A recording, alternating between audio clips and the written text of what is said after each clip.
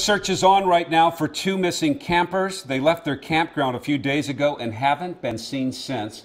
And we're there as dozens of people searched by land and air. And at 5 o'clock, good afternoon, everyone. I'm Jeff Gianola. I'm Ann State. These two campers disappeared from the Cedar Creek campground in Tillamook County. And you can see, we're about to show you on this map, it's just off Highway 6. Cor Harlan talked to people who are combing the forest. He's got more on this developing story. The two missing hunters were last seen leaving camp here just off Highway 6 east of Tillamook early Tuesday morning. They were in a dark blue Ford Explorer, and now authorities are worried they may have driven off a logging road in the darkness of night, could be down a steep ravine, and they could be just about anywhere in this area.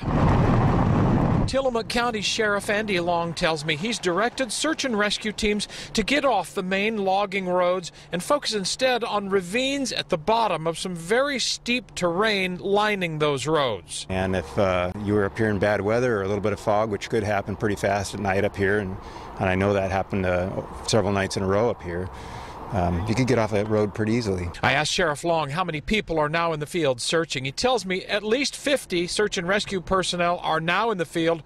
More volunteers, he says, are expected this weekend. One unofficial volunteer I tracked down today is Lynn Benton. He put nearly 100 miles on his trail bike looking for missing hunters Justin Norton and Nicholas Santangelo. I asked Lynn about the search. He tells me if in fact the two men drove off a logging road high up in the hills at night, they could be in big trouble. The terrain is treacherous. If you leave the road, you can go over a vertical drop that's almost vertical for hundreds of yards.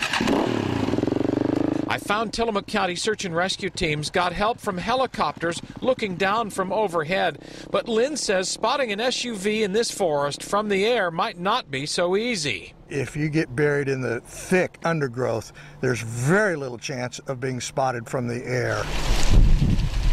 The weather has given authorities hope for the two men that if they are hurt, they're able to endure relatively warm overnight conditions. The sheriff says he's confident they'll be found. He's hopeful they'll still be alive. In the Tillamook State Forest, Cor Harlan, KOIN 6 News.